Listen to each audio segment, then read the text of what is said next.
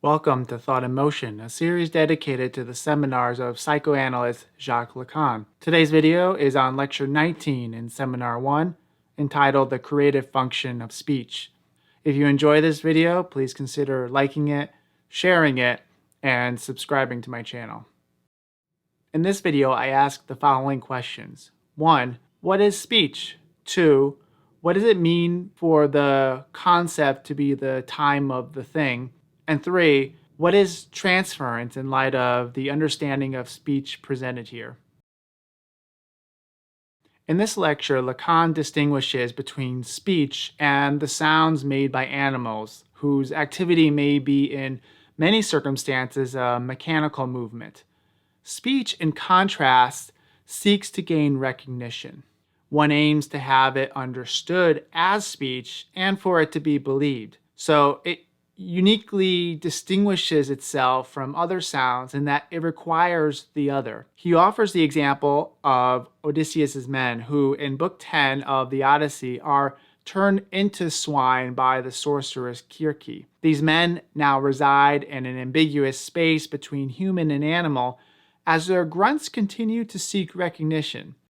In this case, they're an expression of nostalgia for Odysseus and the relation they had with him when still human. A second element of speech, beyond its aim for recognition, is that it's inherently polysemous. Speech never has just one meaning or signification. Instead, the meaning of speech is the totality of its uses. Now here one might be led to think of the later Wittgenstein and his work, The Philosophical Investigations, in which he says something quite similar. However, for Wittgenstein, the use of words are found in situated meanings held together in specific language games, and not based in the history of the subject as it is for Lacan. The use of speech takes on meanings that can often deviate from the kind of communal practices Wittgenstein seems to have in mind.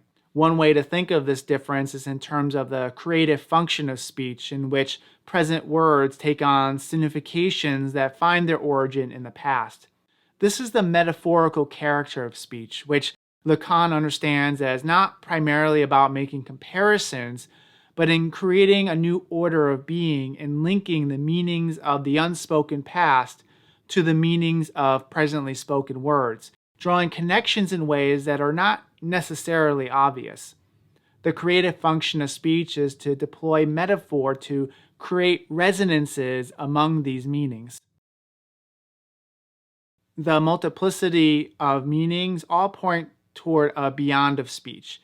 Metaphor brings us to this ineffable limit. This beyond of speech and ineffable limit is the thing that makes the metaphor possible in the first place. The concept brings the thing into being. Lacan has a specific understanding of concept here, which he explicitly links to Hegel. In The Science of Logic, Hegel states that the distinction between thought and reality is overcome by the concept. It is what allows thought to think itself and thus is integral for self-consciousness. The concept is thought teleologically as a process of self-differentiation aiming at absolute spirit and unfolding in a series of dialectical stages. Lacan, drawing on this temporal notion of the concept, states that the concept is the time of the thing. Things have no realization before speech. Speech, through the concept, brings them into being. In other words, it gives them a beginning. So the thing is where the concept is, and yet where it's not. It's always an identity in difference. Here we find some resonances with Deleuze, where he states, an entire multiplicity rumbles underneath the sameness of the idea. The thing saturates the concept, but this excess also means that the concept can never fully express the thing. The creative function of speech through metaphor gives the thing its motion in history as it finds expression in different concepts.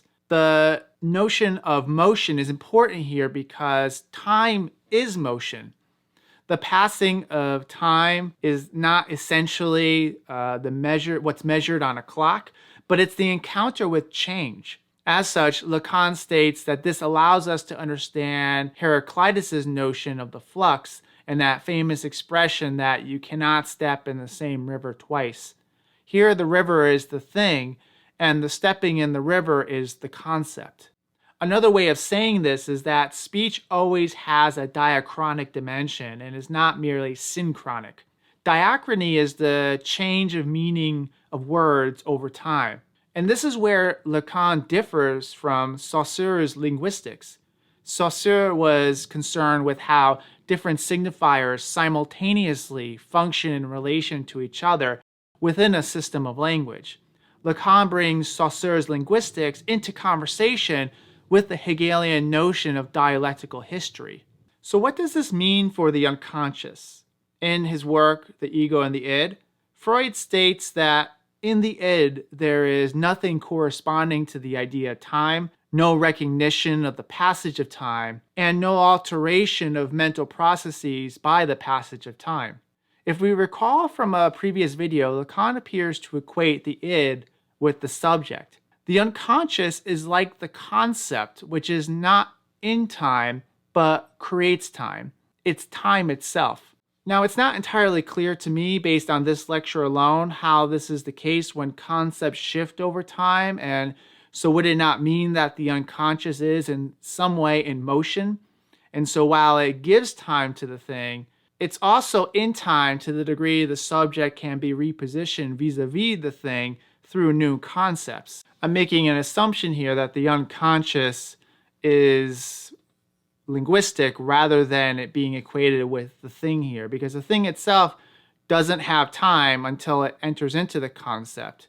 So it depends on what Lacan means here, and I guess we'll have to kind of continue to unpack this. What this does provide some insight into, however, is when Lacan will later say in Seminar 11, the true formula of atheism is not God is dead, but God is unconscious. This is explicitly in reference to the way the murdered father continues to function in the unconscious.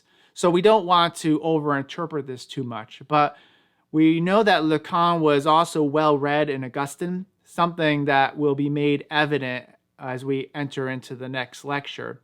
And for Augustine, God is both outside of time and creates time. Yet this similarly poses another difficulty, as it does for the concept of the unconscious, which is if God interacts with creation and thus is in some sense has motion, how is it possible for God to be outside of time?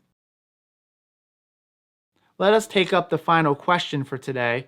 What is transference in light of this understanding of speech? When it concerns the beyond of speech within psychoanalysis, we are in fact addressing repressed desire. The repressed is what is forbidden to direct expression by our modes of discourse, and thus what cannot be recognized. Nonetheless, discourse, though not being able to be expressed directly, does participate in something concerning the ineffable repressed thing.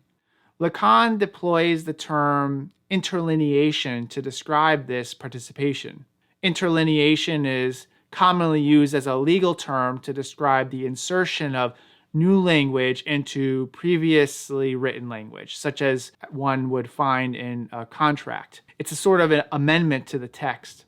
And it's in this manner we can understand how repressed desire may be expressed. This also helps us to understand the nature of transference. Lacan here then refers to Freud, who, he points out, first addressed the concept of transference in The Interpretation of Dreams. There, it's in reference to what Freud calls day residues, which are memory traces left over from events and experiences that happen while awake. They're used as the raw material through which desires may be expressed in dreams.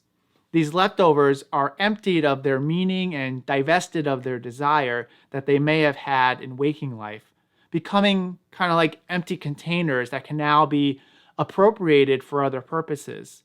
Phonemes can often function in this way once they've been detached from meanings associated with them in their original semantic context. They are then, through a process of interlineation, taken up again by being given another meaning. And this is what Freud calls transference. In conclusion, we can now understand something more concerning the analysis of transference, which seeks out the multiple meanings of speech. It draws connections to the respective situations, and it does this by paying attention to when speech is full. Previously in Lecture 4, Lacan noted that full speech is spoken through deformation and moments of failure, through the slips, holes, and repetitions. It's where the forbidden, unsayable, repressed desire becomes said in some fashion. And so, we may say that the creative function of speech is in its mistakes more so than in any clarity of insight typically thought to be attributed to what is considered a good metaphor. Thank you for watching. I look forward to being with you again, though differently, next time.